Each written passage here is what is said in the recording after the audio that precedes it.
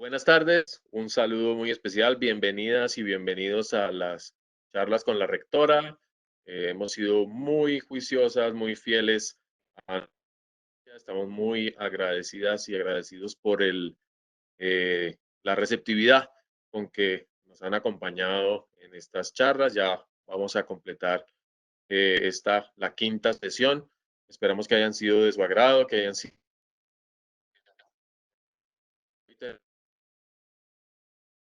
muy especial de Medellín. Tenemos a es la directora de operaciones de Ruta N. Para quienes hayan oído hablar de Ruta N, es un privilegio contar con ella, pero quienes no hayan oído, ella nos va a contar un poquito de qué se trata. Tiene 25 años, por poquito, de experiencia internacional en investigación en genómica y en innovación.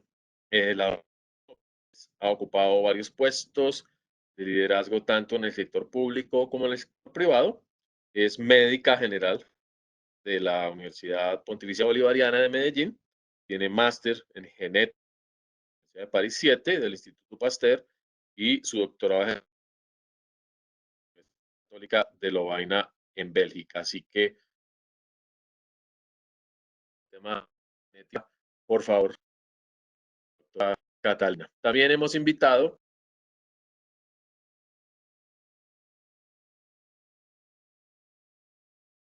a Juanita desde en ese cargo, que lleva años trabajando en el sector público y privado, relacionadas con tecnología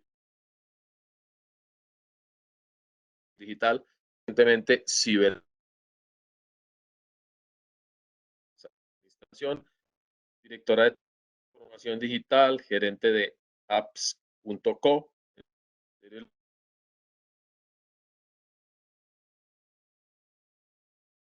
innovación. Gracias, Juan. Pues,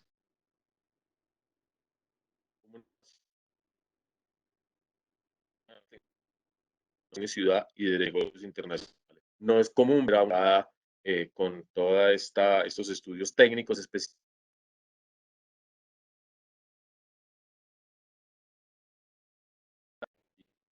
en ciberseguridad, pues, rápido a resolver nuestras, probablemente muchas de ciencia.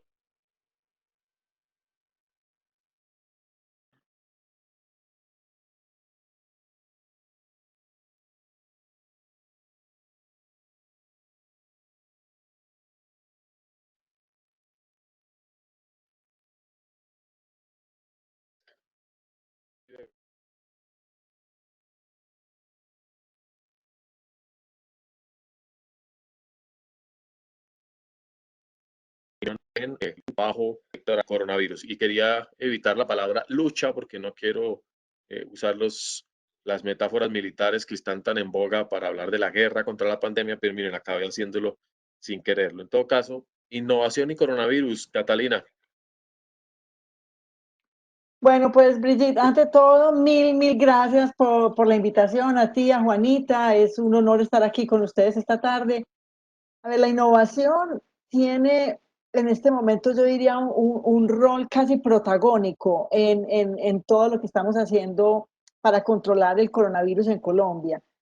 Em, Empezando pues por el trabajo que estamos haciendo en Ruta N, les puedo contar un poquito de lo que se trata más adelante, pero en Ruta N estamos poniendo pues al frente todas las posibilidades y el potencial que tiene la innovación para ayudarnos no solamente a diagnosticar, sino a detectar y también posiblemente a tratar el coronavirus y también innovación desde un punto de vista social, lo podemos ver desde un punto de vista médico, desde un punto de vista social, desde un punto de vista económico. O sea que las aplicaciones de la innovación son realmente a muchísimos niveles.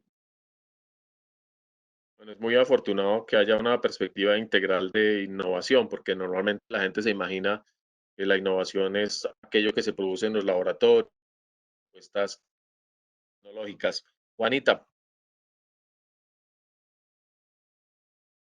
Bueno, evidentemente, y estoy en eso totalmente de acuerdo con Catalina y quiero saludar a todos los asistentes esta tarde. Mil gracias además por la invitación, Brigitte.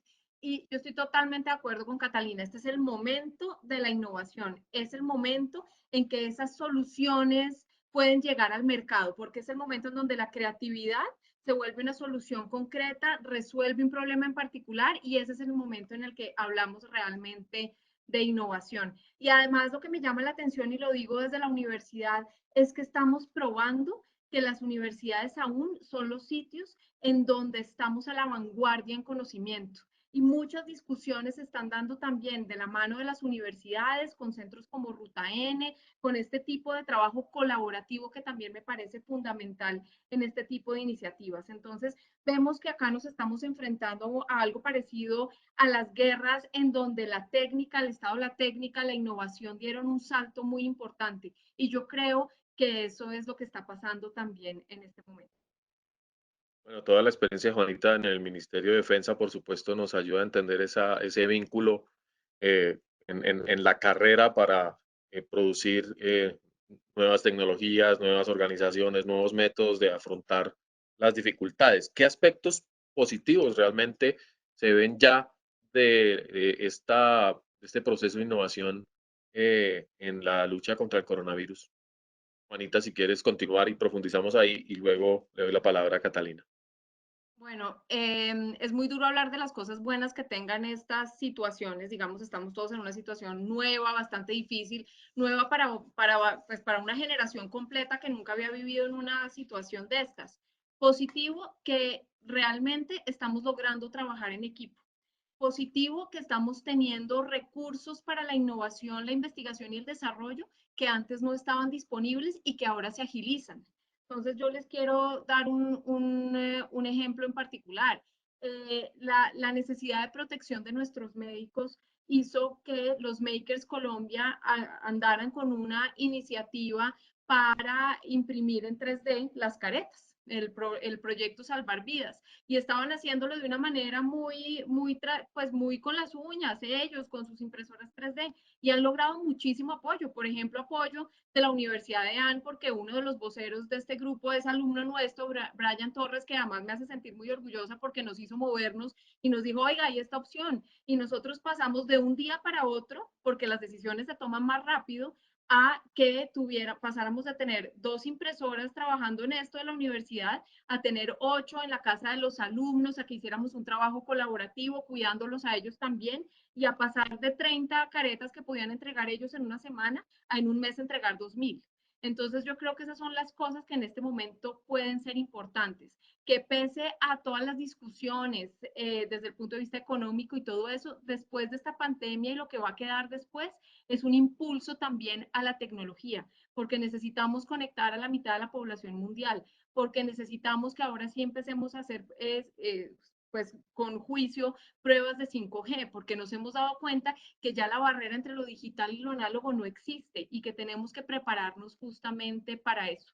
Yo quiero resaltar en realidad el trabajo colaborativo en todos los ámbitos que se ha dado con ocasión de esta pandemia. Entonces yo podría decir que ese es un tema positivo. Positivo también que estamos dando un salto en el comercio electrónico. El comercio electrónico en Latinoamérica estaba bastante atrás, además por distintos temas de confianza en Internet, temas que nosotros no tenemos un modelo logístico robusto. Aquí normalmente uno mandaba una carta y llegaba 3 semanas después, o un paquete se podía demorar un mes. Y eso ha hecho que se hayan desarrollado unos emprendimientos de entrega en última milla, que son los que ahorita realmente están mandando la parada, un Vuelta, este tipo de emprendimientos que nos están ayudando a que en este momento justamente todos los emprendimientos o las empresas análogas estén viendo en el comercio electrónico una posibilidad. Entonces yo creo que eso le va a dar un pulso bastante grande a este tipo de iniciativas. Bueno, esas son dos cosas, digamos, claves que están apareciendo y muy rápidamente se están, digamos, también propagando para competir de manera positiva con el virus. Catalina.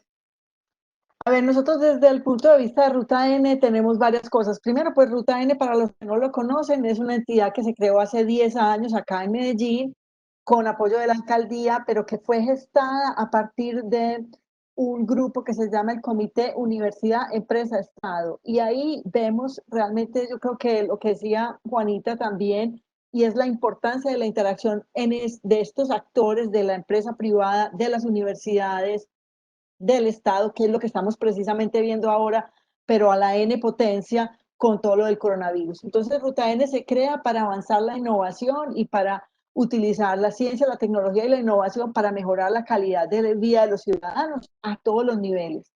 Y pues ahora precisamente en esta contingencia del coronavirus, pues Ruta N empieza a reflexionar cómo podemos poner la innovación al frente y ayudar a dar soluciones y creamos una iniciativa que se llama Innova por la Vida.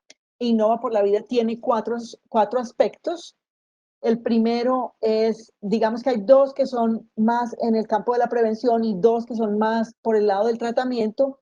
Los dos primeros son la creación de aplicaciones y todo el trabajo con datos para entender dónde están las personas contagiadas, dónde están las personas a riesgo, cómo buscar los contactos de las personas contagiadas por coronavirus.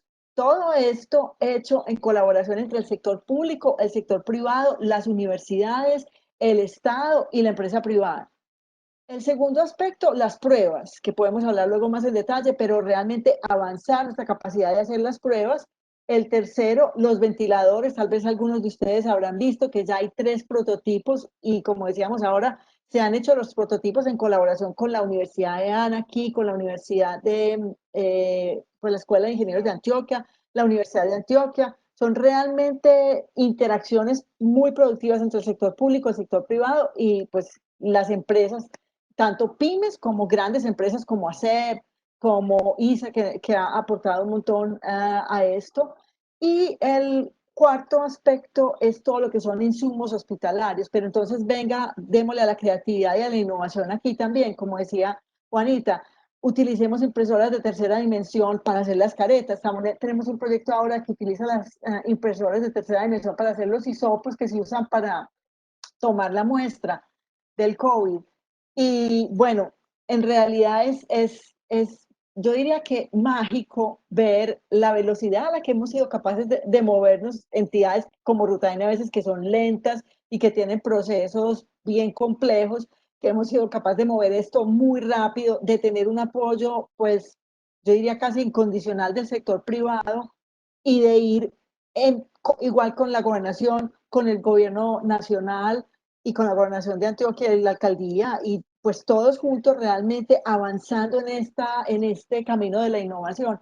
Y creo que también pues diría que una lección importante ha sido pues la importancia que ahora vemos todo de invertir en ciencia y retos que tenemos en necesidad de importar cosas que nosotros podríamos producir. Y yo creo que esa es una de las grandes lecciones que nos da el coronavirus y decir, bueno, aquí tenemos la capacidad, podemos invertir y tenemos el potencial para hacer realmente productos que sean innovadores y que nos ayuden a enfrentar situaciones como esta. Pues sería el colmo que con el ingenio colombiano no fuésemos capaces de responder al menos con 5 soluciones rápidas para algún componente de un problema que es complejo. De hecho, en general la gente tiene una imagen de la innovación como algo extremadamente distante, como algo que se hace en los laboratorios y no en los makers. Es un concepto que incluso traducción es una palabra adoptada recientemente del vocabulario global. ¿Qué es lo que realmente hace falta hoy en día para que la innovación se produzca? ¿Es un problema de dinero? ¿Es un problema de coordinación? ¿Es un problema de políticas? En fin, Catalina. Pues yo creo que hay un poco de todo, pero lo que sí es claro es que con esta situación del coronavirus estamos pudiendo sacar la ciencia del laboratorio a la vida real. Ya la ciencia, cuando hablamos de las pruebas, cuando hablamos de los ventiladores, ya no es ese concepto abstracto por allá de la innovación para qué sirve, o la innovación cómo se come, o qué tiene relación con mi vida. Ahora creo que todos estamos viendo ejemplos muy concretos con las máscaras de protección, con los ventiladores, con la forma como tomamos las pruebas, en que es realmente sacar estos iniciativas y tecnologías del laboratorio a la vida real. Ahora, sí hay, pues claramente, históricamente ha habido una falta de recursos y falta de inversión en el campo de la ciencia.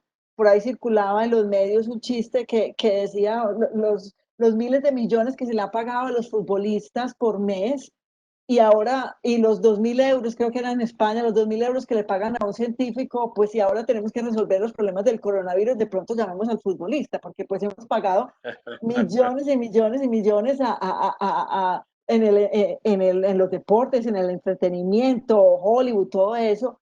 La ciencia nunca ha beneficiado de esos presupuestos, nunca ha tenido ese tipo pues, de millones y millones de inversión, pero aún así, pues creo que en este momento, para Colombia en particular, por otros países, en mi experiencia, por ejemplo, en Canadá, que se han hecho inversiones históricas mucho más grandes que las que hemos hecho en Colombia, se ve ahora, por ejemplo, que tienen, aunque no es un país grande, aunque no es la superpotencia en términos de población, han sido capaces de sostener su capacidad de hacer pruebas, tienen su capacidad de respiradores y ventiladores, tienen su capacidad porque han invertido por años en todo crear esta capacidad científica, no solamente en términos de laboratorio, sino de personal capacitado.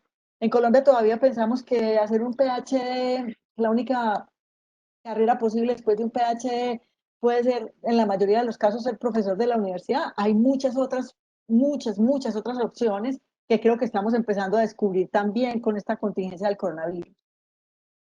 Vamos a ver qué doctorado escoge Juanita para sus próximos años. A ver si se va por el lado de la ciberseguridad o algo, algo parecido, igual de emocionante. Juanita, ¿qué tan difícil es innovar en Colombia? Bueno, pues yo creo, bueno, y estoy haciendo es el diplomado de ciberseguridad y compliance de la universidad. Yo no me quedo quieta, entonces lo recomiendo Viendo mucho que lo punticos, arranque a hacer. punticos, punticos. Bueno, realmente yo que veo de problema en Colombia, evidentemente tenemos un problema de recursos. Nosotros vemos, y en la línea de lo que decía Catalina, vemos, por ejemplo, un país como Corea, que le ha metido la plata a la investigación, pero además a la investigación aplicada, a resolver problemas. Y vemos unos centros de investigación como el que tienen en Daejeon, donde tienen empresas lanzando retos para los centros de investigación y las universidades para resolver en conjunto, sacar prototipo y eso se va a industrialización de una a las empresas. Las empresas además cuentan con recursos del Estado para desarrollar eso y solamente pagan regalías en el momento en que esa tecnología se exporta. Nunca antes y mientras tanto el gobierno de alguna manera lo subsidia. Entonces, ¿cómo se ve eso ahora? Que en Corea están haciendo no solamente millones de pruebas de manera permanente, sino usando los datos para ahí sí hacer un aislamiento específico por sectores y no tener que encerrar a todo el mundo. Entonces ahí es donde se ve justamente el poder de la tecnología,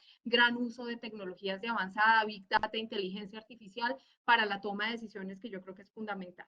Aquí nos han faltado recursos, creer realmente que podemos hacer investigación aplicada y resolver problemas, que haya una comunicación mejor entre los centros de investigación, las universidades y las empresas, que las empresas vean la posibilidad de que las universidades y los centros de investigación les resuelvan sus problemas concretos. Nosotros en el país tenemos una discusión que acá llegó hace muy poco, que es la de tener oficinas de transferencia de resultados de innovación en las universidades, las OTRIs. Nosotros en la universidad ya la estamos estrenando. Yo tuve el deber de trabajar por eso en el Ministerio de Defensa y en ese momento, estamos hablando hace más o menos 8 años, empezó a hablar del tema en Colombia nada más y esto llevaba años y años en el mundo. Entonces estamos un poquito atrás, pero también porque yo creo que no nos creemos el cuento de que somos capaces. Y hemos estado siempre acostumbrados a ser espectadores del desarrollo tecnológico y de la innovación y no protagonistas, porque eso se veía muy lejos, veíamos los países desarrollados. Pero yo creo que hoy en día, por lo menos en lo que hace con las tecnologías de la información y las comunicaciones, estamos hablando de tecnología que cada vez es más barata, que cada vez es más fácil de tener. Una impresora 3D, pues ya la podemos tener en la sala de la casa de nuestros alumnos, ya está a disposición y talento es lo que nos sobra. Entonces ahora es creernos el cuento, meternos y lanzarnos al agua. Lo perfecto es enemigo de lo bueno, siempre digo yo, nunca vamos a estar totalmente preparados. Y este es un momento que nos está mostrando que si nos lanzamos logramos cosas. Por ejemplo, entonces ahora nuestros makers Brian me lanzó una nueva idea, es bueno, hagamos una cosita muy sencilla, ahora ya estamos haciendo las caretas, pero podemos hacer ahora una protección para que los médicos no sufran tanto con todas las cosas que se tienen que poner y que están terminando casi con llagas. Ya tenemos la siguiente cosita con la que podemos apoyar, pues hágale, pero de la misma manera lancémonos a todo tipo de proyectos. Es también un tema de que nos creamos capaces y así con resultados también mostramos que somos capaces y de pronto también vamos moviendo la cosa pública para que cada vez lleguen más recursos y la gente crea más en esto. Esa afirmación de que no nos creemos a nosotros mismos creo que es muy interesante y veo a Catalina que me dice que sí, entonces creo que es muy importante ampliar esa visión, por favor, Catalina. Sí, no, pues de hecho, Brigitte, una de las cosas que ha hecho Ruta N en estos 10 años acá en Antioquia, pues en Medellín en particular, ha sido eso de empezar a ver, venga, creámonos el cuento, venga, creámonos que la innovación sí tiene un rol importante a jugar y sobre todo a nivel de las empresas que empiecen a ver cuáles son sus retos y pensar que sus retos, sus posibilidades de ser más competitivos no es solamente en el campo de las finanzas o en el campo de la comercialización o en el campo del marketing, sino que hay un potencial inmenso de la innovación para ayudar a estas empresas a ser más competitivas. Y ahí es donde se ha empezado a gestar desde hace ya más o menos 5 años una serie de colaboraciones entre la empresa privada y el mundo universitario, los académicos, para realmente solucionar problemas específicos. Tenemos un programa que se llama SON, que lo que hace es exactamente eso. Las empresas presentan un reto que inicialmente para ellos pues no tienen muy claro si la innovación puede o no ayudar. Nosotros en Ruta N les ayudamos a definirlo y ahí encontramos quién o de una pyme, una empresa más pequeña o de un laboratorio, una universidad puede ayudar a solucionar este reto. Es eso de creérnosla, que no tenemos que ir a buscar la solución por fuera o a importarla o a traerla, pero que tenemos aquí la gente capaz, que tenemos aquí el conocimiento y que sí, también totalmente de acuerdo, no es un reto solamente colombiano, en Canadá teníamos exactamente el mismo reto de tratar de decir, no, no, venga, pasemos de la ciencia teórica, venga, pasemos de la tecnología por la tecnología o de desarrollar eh, eh, puntos tecnológicos o productos o herramientas tecnológicas en la universidad que pensamos que la empresa necesita, digamos, como se dice en inglés, de technology push, lo desarrollamos en la universidad y tratamos de vendérselo y presentárselo a la empresa. ¿Por qué no empezamos más bien que la empresa tiene una necesidad que es muy práctica, muy sencilla, como lo que tenemos ahora con el coronavirus? Tenemos unas necesidades muy prácticas, muy concretas, la máscara, el ventilador, el videolaringoscopio, la prueba, miles de cosas, los insumos, todo tipo de necesidades muy prácticas que tiene el sistema de salud y que tenemos ahora como sociedad y venga que la ciencia solucione eso. Es más como el proceso inverso en vez de inventar algo para ver de pronto quién le puede interesar. Creo que ese shift y ese cambio de mentalidad, ese cambio de paradigma nos puede ayudar a avanzar muchísimo en lo que estamos haciendo en ciencia en Colombia. Y creo que además es un tema relativo a la estructura de las conversaciones sociales. ¿Quién plantea los retos? Y la queja de las comunidades, la queja de la sociedad civil diciendo, pero nosotros tenemos aquí una cantidad de necesidades sin resolver, de retos para vivir mejor. El Estado tiene otros retos, otras preguntas, y la comunidad científica se hace sus propias preguntas y como que no escuchaba No, mucho, no conectaba. Y eso es una exacto. autocrítica para la academia que yo creo que ha ido calando y que cada vez más estamos en capacidad de afrontar. Que sí, son estas conversaciones que dicen, bueno, lo que usted necesita es esto, lo que eh, un grupo particular de usuarios está buscando es esto, y nos damos cuenta de que es más fácil emprender ese camino de la innovación. En estos días, la gente pregunta mucho a través de las redes sociales, yo sigo mucho Twitter, por la utilidad de muchos dispositivos. Todo el mundo está como que con el ingenio adelantado y eso es muy bueno, a pesar de que hay muchas cosas, muchas ideas que sabemos que pueden ser muy peligrosas. Hay incluso presidentes que han sugerido hacer cosas que no se deben hacer, pero bueno, esperemos que la academia logre también neutralizar ese tipo de sugerencias. El tema de las pruebas, sin embargo, es crítico. llevamos ya varias semanas con la pandemia y no logramos tener una noción clara de quién está infectado o no. ¿Qué pasa con las pruebas? Sí, el tema de las pruebas es complejo porque hay varios niveles de retos que tenemos. Primero, el primer reto que teníamos grande era pues que teníamos un laboratorio, el Instituto Nacional de Salud, que era el que estaba centralizando las pruebas. Inicialmente era el que se iba a encargar, pero muy rápidamente vimos que la capacidad no alcanzaba porque pues necesitamos siquiera tener una capacidad de hacer 15.000 pruebas por día para entender quiénes están infectados y si encontramos personas infectadas o enfermas, tenemos que ir a buscar los contactos de esas personas. Entonces eso se aumenta de forma exponencial y países pues como Corea, como Alemania, como Singapur, como Taiwán, como Nueva Zelanda, el mismo Canadá, han hecho pues su estrategia de control epidemiológico del COVID está totalmente basada en su capacidad de masificar las pruebas. Entonces Colombia pues primero teníamos el reto de los laboratorios, pues afortunadamente eso lo entendimos muy rápido y empezamos a capacitar otros laboratorios, a avalar otros laboratorios. Ya hay una red de más o menos de más de 30 laboratorios alrededor del país que tienen el aval y que tienen ya el entrenamiento para hacer estas pruebas. Pasamos al siguiente reto, que es, teníamos unos criterios muy estrictos para prescribir las pruebas. Los médicos solamente podían prescribir las pruebas si la persona tenía la fiebre, la tos, la dificultad respiratoria, blanco es, gallina lo pone, huevo se llama, casi que ni para qué hago prueba porque ya estoy segura que esto es un coronavirus. Entonces era muy restringido el criterio para prescribir esas pruebas. Ya ahí también, afortunadamente, se ha ampliado un poco ese criterio y ya entonces vamos a mirar a los contactos, a las personas de alto riesgo, como por ejemplo los prestadores de servicios de salud, todo el personal de salud que está en contacto directo, que puede que no estén enfermos todavía, pero que debemos hacer pruebas con una cierta frecuencia para ver quiénes están infectados y deben irse a cuarentena. Tenemos ahora un reto que persiste, o sea, que los dos primeros, digamos que han ido cambiando con el tiempo, tenemos un reto que persiste, que es lo que hablamos un poco antes, que es nuestra disponibilidad de reactivos. El hecho que tenemos que importar todo del exterior, tenemos que traer todos esos reactivos y es pues una complejidad. Estamos tratando de desarrollar también capacidades en la Universidad Nacional de Bogotá, acá en algunas universidades de Medellín, de producir algunas de estas enzimas, pero igual eso toma tiempo. Y digamos que ahí es donde pagamos los años en que no hemos invertido tantísimo en ciencia en Colombia, en que ahora tenemos que traer, importar todo eso.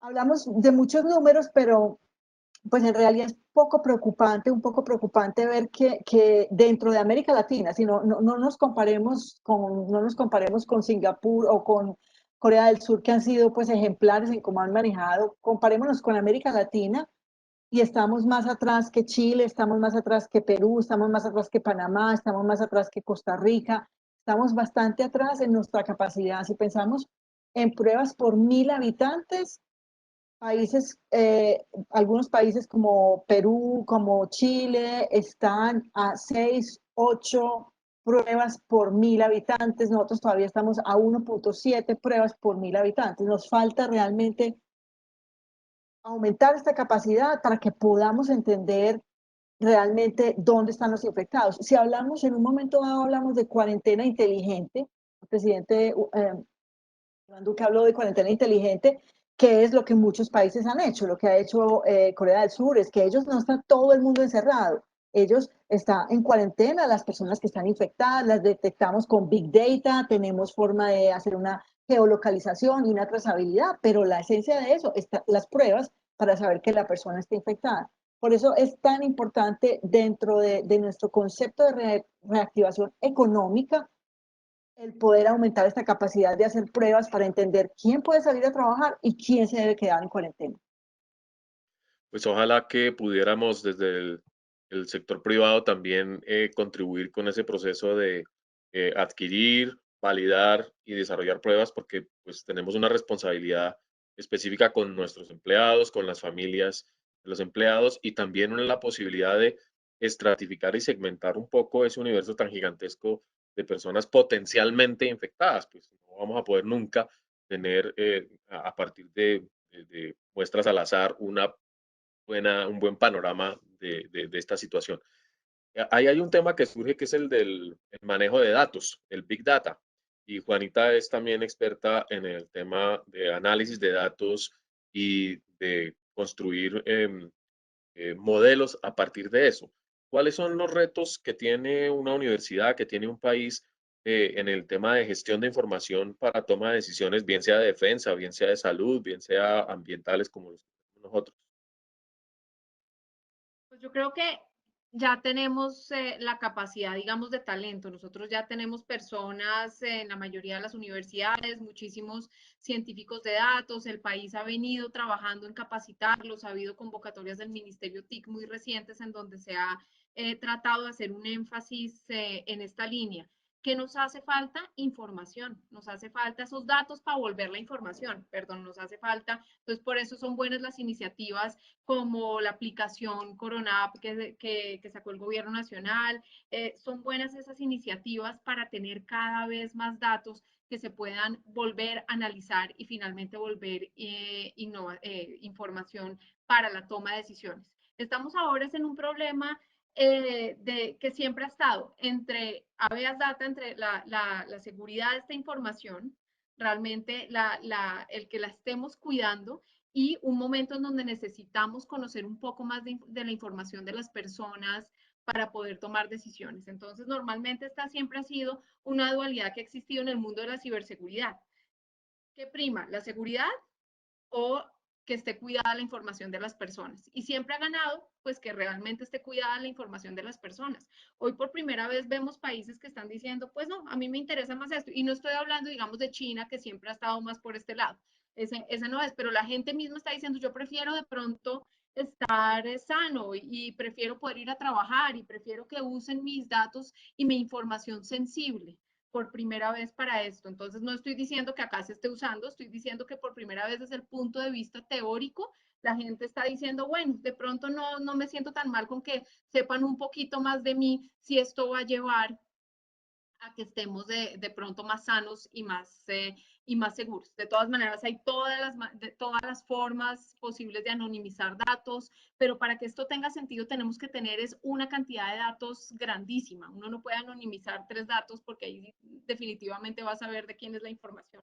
Pero sí necesitamos poder tener unos portales de datos abiertos. Es muy interesante el ejercicio que está haciendo Bogotá de abrir toda la información, sets de datos abiertos para que además vengan emprendedores, periodistas, puedan consumir esa información y tengamos totalmente claridad y transparencia de cómo se están tomando las decisiones, pero también proponer maneras distintas y a partir de esos datos traer, ¿por qué no?, ideas innovadoras de emprendimientos que nos pueden resolver temas de movilidad o resolver, o los mismos periodistas ayudarnos a hacer ese análisis para contarnos mejor qué es lo que está pasando. Entonces es muy importante que en este momento podamos consumir la información, que sea transparente y que tengamos cada vez más sets de datos abiertos a disposición. Sí, porque el tema de la información se ha convertido probablemente en el talón de Aquiles de las comunicaciones. Estamos llenos de analistas de garaje, alguien decía estadísticos de Kinder, que con una gráfica hecha a su buen saber y entender, por no hablar de intereses, ya cuestionan cualquier política, ponen en duda una decisión de alto nivel y finalmente como que se emparejan las discusiones entre las personas que llevan 25 años estudiando y desarrollando conocimiento y personas que se levantaron ese día y encontraron que a través de Internet podían figurar un poquito haciendo unos muñequitos interesantes que a otras personas les podían parecer más simpáticas. En esa línea, Brigitte, yo creo que es clave también que las universidades pongamos a disposición nuestros duros en el tema para el tema de visualización, que la gente que sabe hacer realmente estos tableros para visualizar bien esos datos, pues es un gran apoyo también para la toma de decisiones. Catalina, me preguntan si podemos aclarar un poquito qué son las pruebas serológicas, en qué se distinguen de las demás, cuáles son las que sí sirven, qué no sirven, y finalmente qué es un pasaporte de inmunidad. Perfecto. Bueno, claro que sí, Brigitte. Hay dos tipos de pruebas, digamos, dos grupos de pruebas. En cada uno de ellos hay muchos proveedores, muchos tipos diferentes, pero La primera prueba es la prueba que mide el material genético del virus y es la prueba que se llama de PCR. Simplemente lo que hace esa prueba es que, digamos, destruye la cápsula de esta corona del virus, saca el material genético y se analiza ese material genético. Entonces lo que hace realmente es que cuando la persona, y ese es el que se hace con hisopado nasal, y es la que estamos haciendo, que es lo que se dice en inglés el gold standard, es la que se está haciendo internacionalmente, aprobada por la Organización Mundial de la Salud, y es la que mide lo que llamamos la carga viral, o sea, cuántos virus tengo yo en mi cuerpo si estoy infectada, y esa prueba es positiva típicamente más o menos 3, 4 días antes de empezar a tener síntomas, porque obviamente yo me infecto y antes de tener algún síntoma que me empiece a doler la cabeza, me empieza a dar fiebre, me empieza a dar tos, el virus se está reproduciendo en mi cuerpo y yo lo estoy también esparciendo y contagiando. Entonces esa prueba mide la carga viral, mide los virus que tengo en el cuerpo. Las otras pruebas que se llaman serológicas, que son las pruebas rápidas. Bueno, y un punto ahí a agregar es que esta prueba de PCR, que es el gold standard, la de más alta calidad que mide el virus, es una prueba difícil de hacer porque hay que sacar este material genético y solamente se puede hacer en principio en laboratorios especializados como el Instituto Nacional de Salud y su red nacional de 30 laboratorios que están capacitados, tienen los equipos y el personal capacitado para hacer esta prueba de material genético o del virus. Ahora, las otras pruebas, que son las pruebas rápidas o las serológicas, que de hecho hemos importado algunas, son las pruebas que miden la inmunidad, es decir, qué anticuerpos he desarrollado yo si en algún momento estuve en contacto o he estado en contacto con el virus, ya tengo anticuerpos y ya tengo una inmunidad y tengo lo que se llaman unas inmunoglobulinas, que hay dos tipos, la inmunoglobulina G y la inmunoglobulina M, que son las que me defienden a mí realmente, los anticuerpos que me defienden y que pues lograron, digamos, ganar la batalla contra ese coronavirus. El reto con estas pruebas, pues la ventaja, digamos, primero es que son unas pruebas más rápidas, menos costosas, se pueden hacer casi como una prueba de embarazo, con una gotica de sangre, y ahí mismo le dicen a uno sí, no, y en un momento dado se habló que esas pruebas podían ser el pasaporte inmunológico. Si la prueba me da sí, entonces eso quiere decir que yo en un momento dado estaba en contacto con el virus y pues que tengo la inmunidad para defenderme, porque tengo las inmunoglobulinas y los anticuerpos para defenderme. Ese concepto ha sido muy cuestionado por la Organización Mundial de la Salud. Recientemente, hace 3 días, pues ya había todas unas recomendaciones de no usar ese tipo de pruebas como pasaporte, porque la realidad es que a la respuesta inmunológica de cada individuo es muy diferente. No tenemos todavía una claridad. Este virus es demasiado nuevo en la humanidad para que entendamos muy bien cómo funciona esta inmunidad y estos anticuerpos. Además, algunas de esas pruebas dan una reacción cruzada con otras. Sí, a mí, por ejemplo, me dio una gripa, pero no era un coronavirus. Me dio una gripa la semana pasada y me hacen la prueba ahora, es posible que la prueba me dé positiva porque tengo anticuerpos IgG, IgM arriba a todo vapor, pero no fue precisamente por un coronavirus. Entonces son pruebas que son muy cuestionadas porque dan muchísimos falsos positivos, que no son tan graves porque pues si me dicen falso positivo, bueno, pues se fue a cuarentena, se cuidó 15 días, pero si me da un falso negativo y yo pienso que estoy perfecta, pues o que no tengo enfermedad, ahí es donde hay muchísimos retos. Entonces, por ahora, el Instituto Nacional de Salud está recomendando, y el Ministerio de Salud en principio está recomendando únicamente las pruebas de PCR. Se están haciendo algunos estudios en paralelo, en que se hacen la PCR y la serológica al mismo tiempo, pero eso está, digamos que más en proceso de investigación que un proceso, digamos, de tomar decisiones laborales o como lo que decíamos, el pasaporte inmunológico para que podamos abrir todo y empezar a trabajar. O sea que vamos a tener que seguir viviendo en un ambiente de riesgo relativo. Em, ¿Cómo explicarle a la gente que hay distintos niveles de riesgo? ¿Cuáles son los aceptables? ¿Cuáles son los mitigables? Porque las personas dicen, no, pero yo prefiero arriesgarme al coronavirus y salir a trabajar que dejar de aportar a la casa. Y esa es una discusión que abordamos un poquito con el ministro la semana pasada y es muy difícil porque hay vivencias muy distintas del riesgo y situaciones muy heterogéneas también. Esta pregunta se las hago a las dos. Pero si quiere Catalina contarnos cómo lo ven ustedes o cómo lo ve su merced. Sí, pues Brigitte, es realmente una pregunta compleja porque pues hay varios elementos que nos pueden ayudar a entender ese riesgo, entre otras las pruebas nos pueden ayudar a entender quién está infectado o quién ha sido, pues si yo estuve en contacto, si yo soy positiva, eso, pero igual hay elementos esenciales como la protección, lo vemos en Corea del Sur, haya o no haya conocimiento de una persona infectada cerca a mí, yo debo mantener el estándar de protección. Y eso es casi que un proceso de educación, pues de hecho en Colombia lo vemos. En las primeras semanas muy poquita gente se veía con su tapabocas. Ahora hemos ido progresando en eso y a nivel mundial, hemos ido progresando en eso, en las recomendaciones de distancia social, en las recomendaciones de protección, pero ese balance entre, claro, yo necesito ganarme mi pan de cada día, yo trabajo, o sea, yo no tengo ninguna forma de trabajar de la casa, yo tengo que salir y es o morirme de hambre o morirme de coronavirus, pero yo creo que ahí es donde tenemos que entrar, es que no es precisamente siempre morirse de coronavirus, es venga, protejámonos, venga, tratemos de entender con datos dónde pueden estar los focos de infectados, entender que estos elementos de protección sí ayudan, lavémonos las manos, todo eso, que para veces es cliché y a veces decimos, bueno, más máscara y es cansón y me da calor y me pica y todo eso, pero es la realidad, pues, la diferencia entre, entre estar infectado y no estar infectado. Juanita, experta en Bueno, seguridad.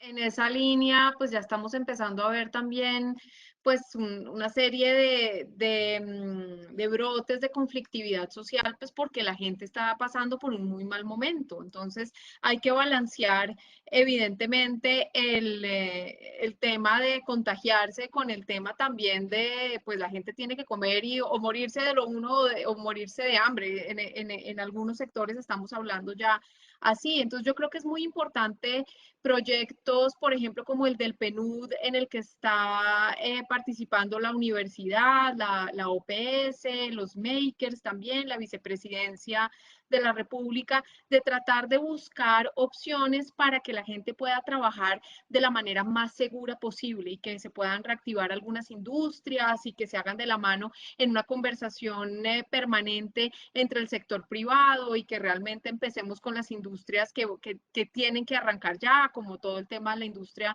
de la construcción. Y esta idea, para los que no la conocen, es básicamente generar un casco que haga que las personas puedan transportarse, ir a sus trabajos de una manera más segura.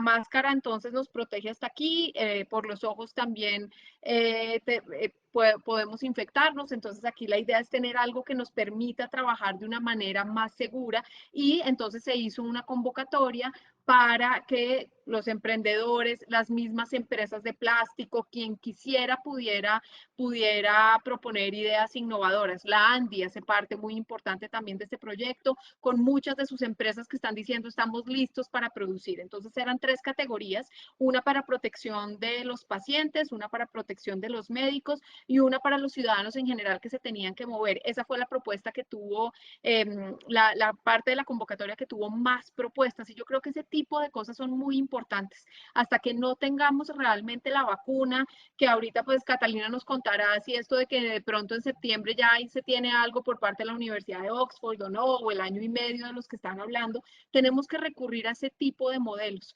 porque evidentemente toca salir a la calle, más en Latinoamérica, donde no tenemos un modelo grande, digamos, de apoyo a la población de manera permanente, no hay mucha gente que tenga seguro de desempleo, hay mucha gente en la informalidad, entonces tenemos que buscar justamente este tipo de herramientas desde la innovación. Entonces, si esto puede ser una realidad, si nos veamos, como dice Brigitte, que parecemos de los supersónicos o que estamos en este tipo de cosas ya como del futuro, que nos habíamos era solo imaginado, pues creo que es el momento en que vamos a empezar a ver eso en la calle y que va a ser una opción real para poder balancear los dos mundos.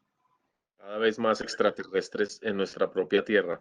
Bueno, nos llegan varias preguntas que quiero compartir con ustedes. Ya se está animando el auditorio. Hay una muy bonita con la que quiero empezar, la otra es más política. Y pregunta una persona, ¿cómo podemos innovar desde nuestras casas para enfrentar la pandemia? Pues yo creo que aquí ya estamos innovando. O sea, todo esto que estamos haciendo de la forma como como estamos interactuando, cómo estamos comunicando, hasta cómo estamos apoyando pues a nuestros colegas. Pienso que esa primera es una gran innovación. Innovar también, pienso que podemos innovar en la forma como nos protegemos. Obviamente, yo he visto toda clase de los tapabocas más innovadores, más maravillosos, más diseñados, más lindos. O sea, venga, protejámonos también de una forma diferente.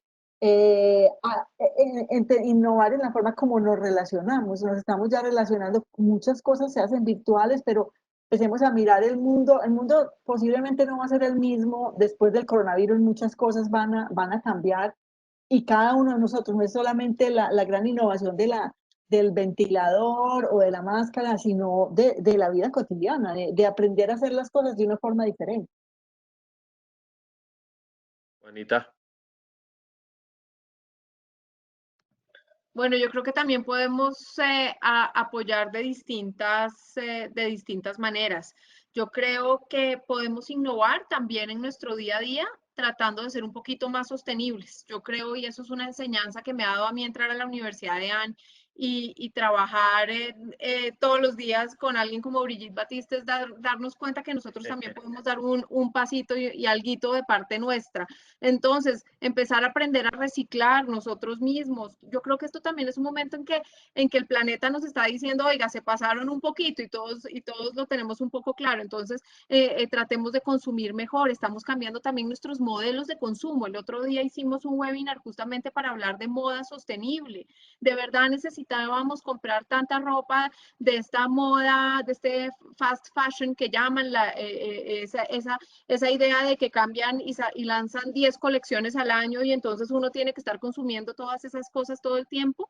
Decían que si ponen toda la ropa que existe en el mundo daría yo no sé cuántas veces la vuelta al planeta de la cantidad de ropa que hay en los closets y en los armarios de las personas. Entonces, si nosotros también El mío. cambiamos nuestras estructuras de consumo, yo creo que eso también apoya un poquito esta coyuntura porque definitivamente vamos a tener que vivir distinto cuando salgamos de esto. No solamente ya entendimos que se desapareció la línea entre lo análogo y lo digital, después nos vamos a tener que reinventar el mundo análogo otra vez, la presencialidad no la vamos a tener que volver a reinventar. ¿Cómo va a ser volver a las aulas de clase cuando ya todas mis clases las puedo tener por internet, por ejemplo? Pero yo creo que una nueva relación con el entorno, con el planeta, es necesaria. Pues eso me recuerda que hoy vi en las redes circular una imagen muy bonita, unos chicos que empezaron a colgar en algunos postes o en rejas de las calles botellas con jabón líquido para que los recicladores cuando pasen puedan lavarse las manos.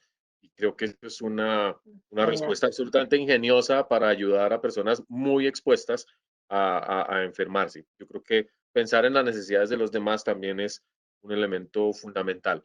La pregunta política, y pueden decir que no la quieren responder, es qué piensan de el papel del Ministerio de Ciencia y Tecnología y si va a cambiar un poco la filosofía de ese ministerio después de la pandemia. Catalina. A ver, pues somos muy afortunados en Colombia de tener un ministerio, creo que fue un gran paso crear este ministerio. Eh, Pienso que el ministerio pues hizo su concurso, ahora se hizo la parte de regalías, se hizo un concurso para promover pues la innovación, la ciencia, la tecnología y dar apoyo a laboratorios que tienen ideas y que tienen potencial de apoyar. Pero sí pienso que pues cuando se compara con otras regiones, pensemos en Chile, pensemos en España, que tienen también unos ministerios de ciencia, tecnología e innovación que son relativamente recientes, pero que han jugado un rol preponderante, vocal y muy, digámoslo, casi protagónico en todo lo que ha sido el coronavirus y todo lo que ha sido la pandemia en los distintos países.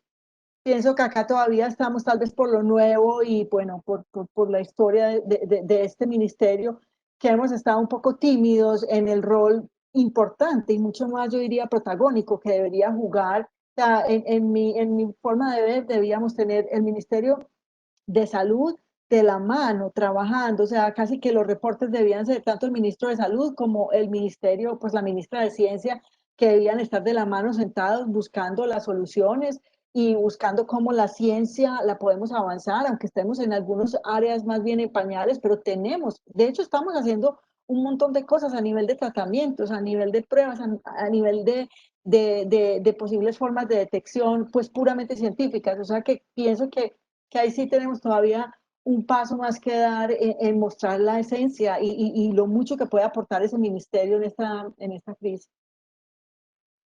Bueno, nos Bueno, van quedando 8 minutos, entonces les pido que las últimas respuestas sean cortitas para poder darle paso a un par de preguntas que nos hacen falta. Juanita. Bueno, en este tema yo también celebro que ya tengamos ministerio, eso cambia la conversación, pero yo sí creo que tenemos que enfocarnos y como hacen otros países que tienen unas leyes en que definen cuáles son las tecnologías en las que quieren ser independientes y autosuficientes como países, no depender de terceros digamos, para poder salir adelante con eso, meterle recursos, meter a todo el mundo a trabajar en esos temas. Y más allá de la pandemia, yo creo que tenemos que aprovechar que somos un país megadiverso y meterle la ficha de alguna manera a esos temas de biotecnología que estamos súper atrás y que podrían ser también una bandera. Ventajas competitivas tenemos también en esto y creo que tiene que ser una apuesta desde lo local, necesidades locales y de ahí salir al mundo. Me pregunta, no tengo nombre, pero me preguntan si hay iniciativas locales de tratamiento del coronavirus que ustedes pudieran, que conozcan y se está avanzando en este tema. Sí, locales, a ver, una que está bastante avanzada y de hecho ya está registrada en un sitio internacional que se llama clinicaltrials.gov, que es el sitio donde se registran internacionalmente todos los ensayos clínicos. Es de hecho una iniciativa de la Universidad del Rosario con el Instituto CREA de Inmunidad, el doctor Juan Manuel Anaya, que de forma ingeniosa pues está usando el plasma de personas que fueron infectadas, que se recuperaron, que lograron combatir el coronavirus, o sea que tienen los anticuerpos correctos y le pueden hacer una transfusión a las personas que están enfermas y les ayuda pues a tener una recuperación más pronta. Esto, de hecho, hay más o menos 80 ensayos clínicos con plasma en el mundo, pero ya hay 2 de ellos que se están haciendo acá en Colombia y están registrados y son parte pues, de esta iniciativa internacional. Hay más de 1.050 ensayos clínicos en el mundo. De hecho, hace más o menos un mes estábamos por 700, o sea que todos los días se están registrando, los laboratorios del mundo entero están moviéndose como a 1.000 por hora. De los 1.050 hay 7. Pueden ir a visitar la página, es abierta a todo el mundo, clinicaltrials.gov. Ahí ven la lista de ensayos clínicos, qué se está haciendo en Colombia, qué universidades las hacen, qué investigadores principales lo están liderando. Esa apertura de datos me parece muy interesante porque una pregunta se refiere a la posibilidad de que investigadores independientes, jubilados, y gente que tiene capacidad de hacer investigación, pero no tiene un vínculo, colabore con algún aspecto de la pandemia. ¿Conocen ustedes alguna iniciativa, digamos, de ciencia ciudadana, participativa o mecanismos que se les ocurran para que la gente desde su casa eh, adelante algún tipo de proceso, pero no suelto? Catalina. Sí, a ver, yo creo que, Brigitte, si alguna cosa, pues hay muchas cosas que esta pandemia nos va a traer, pero una cosa que ha sido una lección maravillosa también ha sido la capacidad de unir el mundo científico y de pensar en open data, de pensar en abrir estos datos al mundo y no quedarnos simplemente, este es mi dato, este es mi patente, este es mi resultado, mi paper, mi artículo. Hay un sitio, pues dependiendo de las capacidades o de los intereses y la formación de cada persona, pero hay sitios como por ejemplo The World in Data, el mundo en datos, que tiene toda una serie de datos, se pueden bajar en Excel, se puede bajar todos los datos sobre el coronavirus, todo tipo de datos, todo tipo de análisis, así que una persona ahí puede entrar a eso, acceder a estos datos y empezar a mirar, a hacer sus análisis. Y muchos de estos análisis que se están haciendo, que son algunos los han hecho aseguradores o financieros, que no son propiamente científicos, o sea, todo el mundo puede acceder. Muchos de esos análisis son súper interesantes, muchos de ellos se publican en Twitter o en los medios sociales y se van creando ciertos grupos y redes de la gente donde se intercambia estos datos. Entonces pienso que esa combinación de las redes sociales con esta cantidad de lugares con datos abiertos que permiten que cualquier persona en cualquier momento pueda empezar a explorar y hacer su propio análisis y sus propios cruces de los datos, es una oportunidad bien interesante para todos los que no estamos vinculados a una universidad o a un método científico en un puesto de investigación. Buenísimo. Esa respuesta conlleva un nivel de conectividad y de posibilidades de trabajo a través de las redes muy grande. Y le quiero preguntar a Juanita, ya para ir cerrando, ¿nos da la red? Yo añadiría lo último, temas como lo de los Makers Colombia. Justamente los Makers son una comunidad abierta, tenemos muchísimas comunidades además de software libre, gente que está trabajando y que además garantiza calidad. Entonces yo creo que ahí también hay opciones para poder sumar. El tema de la red nos hace falta en el mundo inversión para echar fibra, inversión para desarrollar otro tipo de alternativas, inversión para probar las redes de 5G y entender cuál es el modelo económico que va a garantizar esas redes a futuro. Pensemos que cuando estamos hablando de 5G, ya además no estamos hablando de las grandes antenas repetidoras y fibras, sino estamos hablando de una antena cada 200 metros. Es decir, estos son recursos reales. Entonces aquí yo sí creo que hace falta un poco de recursos aún para que la red sea lo suficiente, para que le lleguemos a todos y no generemos problemas de inequidad también por el uso de la tecnología. Es un problema global, es un problema de todos. En este momento todo el mundo en el planeta está sintiendo intermitencia, se nos caen las cosas, sentimos un poco de rabia, además tenemos una relación dura con la tecnología y eso nos pasaba un poco desde antes. A uno en el momento de la reunión se quedaba sin pila, el Netflix no le funcionaba o en este momento tenemos estos problemas. Entonces yo creo que es un momento de inversión fuerte en esto no es barato, pero cada vez yo creo que el mismo estado de la técnica nos va a permitir encontrar nuevas soluciones. Bueno, pues suena muy alentador todo lo que ustedes nos han contado hoy. Quiero agradecerles y convertir una pregunta que tenía más bien en una afirmación y si quieren comentarla, porque realmente el liderazgo de las mujeres ha aparecido muy fuertemente durante estos tiempos de crisis. Muchas de nuestras eh, presidentes, primeras ministras, directoras de ciencia, de laboratorios, y ustedes mismas son personas que están liderando un proceso de cambio. Eh, por qué está pasando esto? Catalina, si quieres. Sí, no, yo feliz de comentar esto, porque realmente pienso que estamos viendo un fenómeno ante nuestros ojos de un liderazgo diferente. Siempre hemos dicho que no es que las mujeres sean mejores, peores, es que hay una forma de liderar diferente.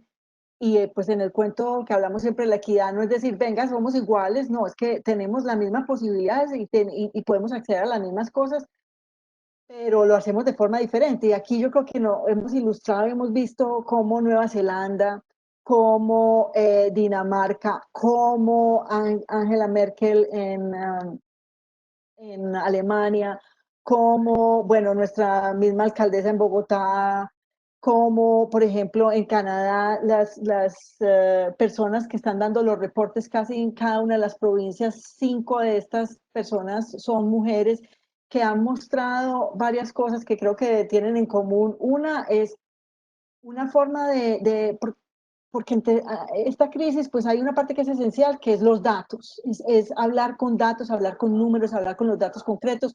Creo que la reina de todo eso ha sido Angela Merkel en Alemania, que siempre sale con sus números, con sus datos, parece que fuera, mejor dicho, ella misma una epidemióloga encarnada en política, pero realmente con una capacidad muy grande de darnos los datos. Jacinta Yassant, la de Nueva Zelanda, es como una mezcla entre esta empatía, que es creo que lo que ha caracterizado a muchísimas de estas mujeres es ponerse en el lugar del otro. Es que estos son personas que se están muriendo, estos son personas que se están enfermando. Claro que la economía es muy importante, claro que, pero venga, pongámosle a esto empatía, venga, entendamos que quedarnos encerrados representa un problema para todos, que nadie quiere estar encerrado en la casa, pero que tenemos que entenderlo. Entonces, como esa empatía creo que ha sido muy característica como este liderazgo femenino. Y también pienso que lo otro es no ser yo soy sola, yo lo sé todo, yo soy capaz de todo y yo controlo, yo soy la ministra o la presidenta. Es venga, yo me asesoro de un equipo, venga, yo trabajo en equipo, colaboro. Es una forma igual de liderazgo diferente.